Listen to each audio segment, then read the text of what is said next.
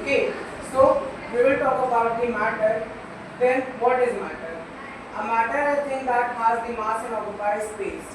Okay, matter वो चीज होती है जिसका खुद को कुछ मास हो और कुछ स्पेस ऑक्युपाई कर रहा हो। ठीक है, अब हम बात करते हैं मैटर आखिरकार बना किस चीज से है। ठीक है, matter is made up of atom, that is the smallest unit of the matter.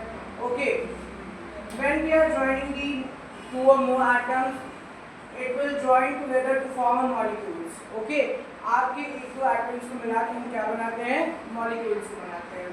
ठीक है, ओके, तो through the matter we will know about the kinetic theory of the matter.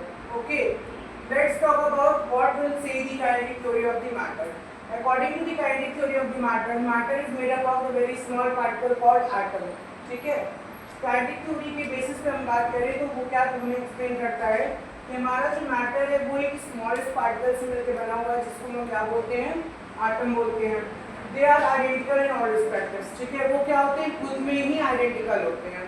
ठीक, space between the particle of matter are called interparticle और intermolecular space. ठीक है, किसी भी particle के बीच का जो भी स्पेस होगा उसको हम क्या बोलेंगे, इंटरपार्टिकल और इंटरमॉलिक्यूलर स्पेस बोलेंगे। Particles attract by intermolecular force of attraction. ठीक है, जो आपके पार्टिकल्स होते हैं वो एक दूसरे से अट्रैक्ट होते हैं, कंबाइंड फॉर्म में रहते हैं। तो कैसे होते हैं, by the help of the intermolecular force of attraction. ठीक है, okay, so then we will talk about the states. आपके जो मैटर होते हैं वो फर्दर डिवाइड हो जाते हैं 3 स्टेट्स में, that is called the solid state, liquid state and the gaseous state. First of all we talk about the solid state. So solid state is the strong intermolecular force of attraction. ठीक है, आपका जो solid होगा उसमें जो आपका intermolecular force of attraction होता है वो बहुत ज़्यादा हाई होता है। Particles vibrate only about their fix position. जब उसमें इंटरमोलिकुलर फोर्स ऑफ अट्रैक्शन बहुत ज़्यादा होता है तो उनके में स्पेस नहीं होता है। तो वो क्या करते हैं, अपनी मेन पोजीशन पे सिर्फ वाइब्रेट करते हैं, वो मूवमेंट नहीं करते हैं। Kinetic energy of the particle is minimum. ठीक है, काइनेटिक एनर्जी उसकी मिनिमम होगी बिकॉज उनके पास स्पेस बिल्कुल भी नहीं है मूवमेंट करने के लिए। डेफिनेट शेप एंड वॉल्यूम, इनका जो शेप होगा, वॉल्यूम होगा, वो डेफिनेट होगा, इसमें कोई भी वेरिएशन नहीं आएंगे। हाईली रिजिड होंगे, इनकम्प्रेसिबल होंगे, इनको हम कंप्रेस नहीं कर सकते हैं, एंड डू नॉट फ्लो, और ये फ्लो नहीं करेंगे। Through this structure we will know that the how the arrangement of the particles are there in the solid state. ठीक है, सॉलिड स्टेट में आपका इंटरमॉलिक्यूलर फोर्स ऑफ अट्रैक्शन ज़्यादा होगा, इंटरमॉलिक्यूलर स्पेस बहुत ज़्यादा कम होता है।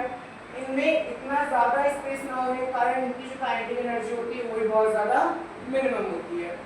Let me talk about the solid state. Weak intermolecular force of attraction, आपका जो लिक्विड स्टेट होगा उसमें जो इंटरमॉलिक्यूलर फोर्स ऑफ अट्रैक्शन होगा वो स्लाइटली वीक होगा as compare to the solid. Particles move within the boundary of the liquid. ठीक है, जो लिक्विड की बाउंड्री होगी वो अपने बाउंड्री के विदिन क्या करते हैं, मूवमेंट को करते हैं। Kinetic energy of a particle is more than solid but less than the gas. जो काइनेटिक एनर्जी होगी आपके लिक्विड के पार्टिकल्स का वो क्या होगा, more than solid but less than gas. ठीक है, आज कंपेयर टू द सॉलिड इसकी जो काइनेटिक एनर्जी होगी वो ज़्यादा होगी बिकॉज कि इनके बीच में इंटरमॉलिक्यूलर स्पेस थोड़े बहुत हैं as compare to the solid. Okay, definite volume but no definite shape. इनका वॉल्यूम तो डेफिनेट होगा, मीन्स अगर आप 1 लीटर ऑफ वाटर ले रहे हो तो वो रहेगा 1 लीटर, बट आप अगर डिफरेंट कंटेनर्स में उसको फिल करोगे तो उससे परसेंट अपना शेप चेंज करेगा। इट मीन्स कि जिस भी कंटेनर में आप उसको फिल करोगे वो उसी कंटेनर की शेप को वो अपना एज्यूम कर लेगा। नॉन रिजिड, ये क्या होते हैं, नॉन रिजिड होते हैं, स्लाइटली कंप्रेसिबल होते हैं, इसको हम स्लाइटली कंप्रेस कर सकते हैं, and can't flow easily, liquid आपका easily flow करेगा। Okay, so then we will talk about the gaseous state, very weak intermolecular force of attraction। ठीक है, इसमें क्या होता है, जो force of attraction होता है बहुत ही ज़्यादा weak होता है, at least negligible होता है, बिल्कुल भी नहीं होता है। Particles are free to move in the entire space available to them। ठीक है, इनके particles freely move कर सकते हैं, जितना भी इनको space देंगे ये proper उसमें move करेंगे। Kinetic energy of a particle is maximum. यहाँ पे काइनेटिक एनर्जी बहुत ज़्यादा मैक्सिमम होगी बिकॉज इनको जितना स्पेस मिलता है उतना ही मूवमेंट करते हैं। No definite shape and volume, इनका कोई डेफिनेट शेप और वॉल्यूम नहीं होता है। नॉन रिजिड होंगे, हाईली कंप्रेसिबल होंगे। हाईली कंप्रेसिबिलिटी का एक मोस्ट एग्जाम्पल देखा जाए, इंपॉर्टेंट तो आप लोग देखे होंगे, आपके घर पे एलपीजीज होती हैं, लिक्विड पेट्रोलियम गैस, ठीक है, जो कि आपके सिलेंडर में होती है। तो वो क्या होता है, गैसियस फॉर्म में होते हैं, पर उसको कंप्रेस करके सिलेंडर में इन लिक्विड फॉर्म दिया जाता है। और जब हम उसके नॉब को ऑन करते हैं तो जैसे जैसे उसका प्रेशर रिलीज होता है वो धीरे धीरे अपना गैसियस स्टेट में आ जाता है। Can flow in all direction, ठीक है, गैस आपका जो है वो सारी डायरेक्शन में आराम से इजीली फ्लो कर सकता है, ठीक है। अब देखिए स्टेट्स का जो इंटर कन्वर्जन होता है, मीन्स वो एक स्टेट से दूसरे स्टेट में चेंज होते हैं।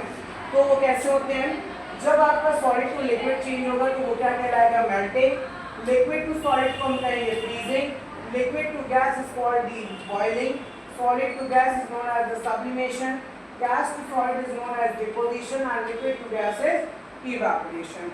Okay, so that's it, this is your whole chapter explanation. Okay, so next we will talk about the next chapter in next video. Thank you.